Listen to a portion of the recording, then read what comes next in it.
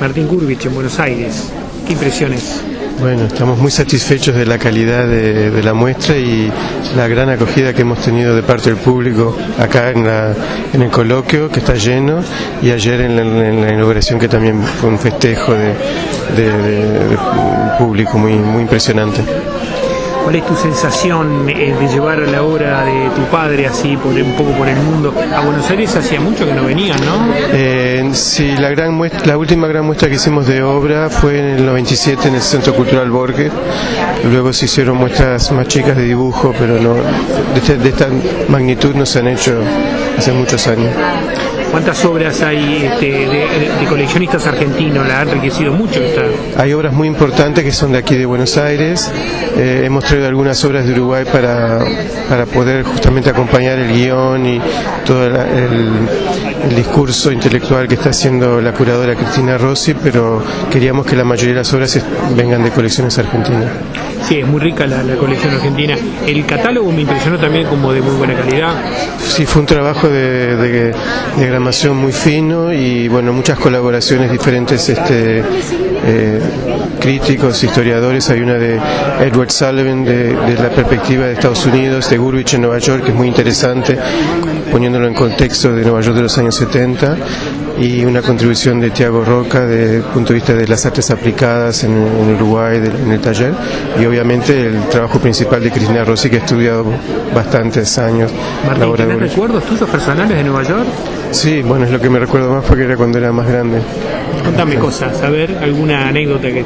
Bueno, eran momentos muy interesantes porque vivíamos en el mundo de los artistas, de los latinos que estaban luchando para sobrevivir en Nueva York. Entonces, bueno, la parte económica era siempre salvo algunos que tenían la situación económica muy resuelta, como Fonseca y Horacio por ser hijo de Torres García. Los demás era una lucha constante de poder vivir en Nueva York. Y recuerdo que había una presión económica muy grande, en casa, por ejemplo, era constante. Y lo que yo me acuerdo más era, por ejemplo, cuando llegamos, mi padre había hecho una gran muestra en Uruguay en el año 67 que logró vender muchas obras, 135 obras en la Comisión de Bellas Artes, y en un momento dijo, ahora para, y sé que por suerte nos quedamos con el resto, que era como 200 obras o 300 obras en la muestra, y con ese dinero logramos vivir un año y pico en Israel, Europa, y en Nueva York el primer año. Estábamos en el Hotel Chelsea, un hotel muy famoso en Nueva York que iban todos los intelectuales, estuvimos viviendo muchos meses ahí. O sea que el primer año fue relativamente bien. Después, cuando tenía que empezar a conseguir vivir del arte, no era fácil porque no era conocido, muchos artistas en Nueva York, y bueno, en cierto momento tuvo que vender colgantes de cerámica que hizo para venderle a sus amigos uruguayos en las Naciones Unidas o argentinos, gente que él conocía, y en un momento por primera vez tuvo que trabajar en una fábrica para poder mantener de cuadros, además, ¿no? Del despacho. De fábrica de cuadros. De fábrica de cuadros. Y pero también logró hacer exposiciones y vender cosas. ¿Vos ibas a la escuela en esa época ahí? Yo iba a Nueva York a la escuela pública. Me acuerdo una vez que en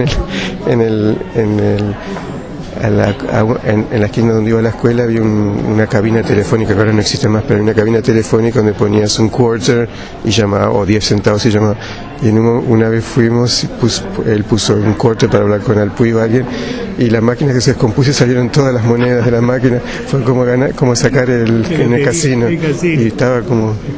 Era monedas nomás, pero yo estaba con él en ese momento, una alegría impresionante.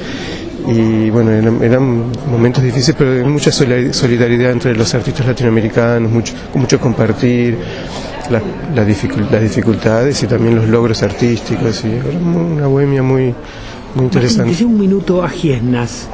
¿Por qué se va la familia Gurvich de Lituania? Se escapan de las dificultades económicas y también de la discriminación religiosa que no era nada escondida, era bastante obvia en Lituania. Habían pogroms antes que mi padre se fuera, pero mucho por la miseria económica. Europa en esa época estaba entre dos guerras, mucha miseria, y creo que mi abuelo se fue para llegar a un lugar con más prosperidad y menos discriminación, y en realidad venía a Buenos Aires, había sacado pasaje a Buenos Aires, pero cuando llegó a Montevideo le dijo a sus amigos de viaje, yo me quedo acá, está lindo, le gustó la ciudad vieja y ahí se quedó. Y ahí venía con Y los dos ahí chicos. logró, no, vino solo primero y al año siguiente llamó a su esposa. Su esposa O sea, con- primero quería ver un poco y conseguir algún trabajo, ¿Has supongo. vuelto a Giesnas? No, nunca fui a Lituania. Yo estuve el año pasado, ¿En dónde? pregunté por Burbich a todas las vecinas del barrio. Está exactamente igual como lo dejó tu viejo. Es un pueblito. Es un pueblito muy pobre, muy abandonado, muy pobre, con mucha desconfianza de la gente. Y yo preguntaba por Burbich a las vecinas, Es un nombre común, digamos. como muy común, y hay un mapa a la entrada que marca un Mogen-Dovit en algún lugar del pueblo y un Mogen-Dovit en el mapa de afuera. Ujú. Yo preguntaba qué era y nadie sabía decirme. Hice dibujos con el Mogen-Dovit. Finalmente, y después de muchas dificultades, me muestran un lugar en medio de un pequeño bosquecillo, en una hondonada, y hay un Mogen-Dovit de una placa que está medio escondida en el bosque, y era una fosa común de los fusilamientos y los propios lituanos eran tremendamente fascistas y habían generado ellos mismos una delación de En fuerte. Lituania fue terrible porque no solamente los alemanes que vinieron y bueno, los rusos por otro lado, los propios lituanos había un gran antisemitismo, digamos, en Lituania. Por eso tampoco nunca sentí la gran necesidad de ir a Lituania, porque sé que Lituania fue muy dura con la Mi población. pasión por tu viejo me llevó a ir por ahí. Contame de tus actividades. ¿Cuáles son tus actividades hoy? Yo vivo en Europa, en Bélgica, y me ocupo de tengo varias responsabilidades. Tengo un museo de arte sagrado de la India y estamos haciendo exposiciones de arte sagrado, contemporáneo, tradicional, tribal de la India. Justamente estamos organizando una gran muestra en Delhi para el 2015 que la queremos traer a Montevideo y Buenos Aires. Hoy estuvimos con la Embajada de la India y que nos gustaría traerla a un lugar importante como el Mamba o un Palais de Glace o algún lugar, una muestra muy grande y muy interesante. Y aparte de ese lado artístico, soy responsable del Foro Hindú Europeo. Me ocupo de todo lo que es desarrollar las comunidades hindúes en Europa, que no están muy organizadas, pero es la tercera comunidad religiosa en Europa, aunque podríamos aprender mucho de la comunidad judía, que es un poco menor, pero está 1000 veces más organizada que la comunidad hindú.